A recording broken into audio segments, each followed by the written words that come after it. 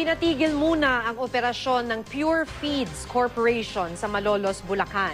Pinaghahalo raw doon ang bigas na para sa hayop sa bigas na para sa tao.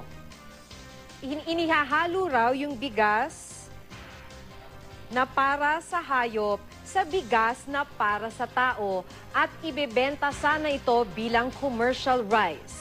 Mula sa Bulacan, makibalita tayo live kay GMA News stringer Romel Ramos. Romel. Maki, maharap sa patong-patong na kaso ang Pure Feeds Corporation sa First Bulacan Industrial City, Malolos, Bulacan. Yan ay dahil umano sa pagbebenta nila ng imported na bigas mula Vietnam na hinahaluan nila ng animal feeds na hindi na pwedeng kainin ng tao. Noon pang Sabado ay kinordona na ng Bulacan CIDG ang warehouse ng Pure Feeds Corporation at kanina nga ininspeksyon ito ni DILG Secretary Mar Rojas. Ayon kay Rojas, pinaghahalo sa naturang bodega ang imported na bigas at animal feeds na hindi na pwede sa tao. Ibinebenta raw ito sa merkado bilang commercial rice.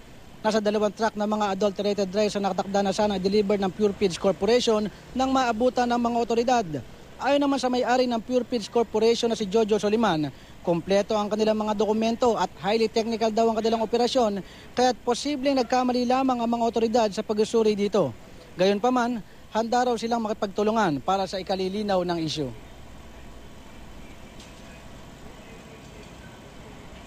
Sa ngayon ay pinatigil ng Secretary Rojas ang operasyon ng Pure Feeds Corporation habang patuloy pa rin ang sinasagawang investigasyon dito. Maki? Maraming salamat sa iyo, GMA News stringer Romel Ramos.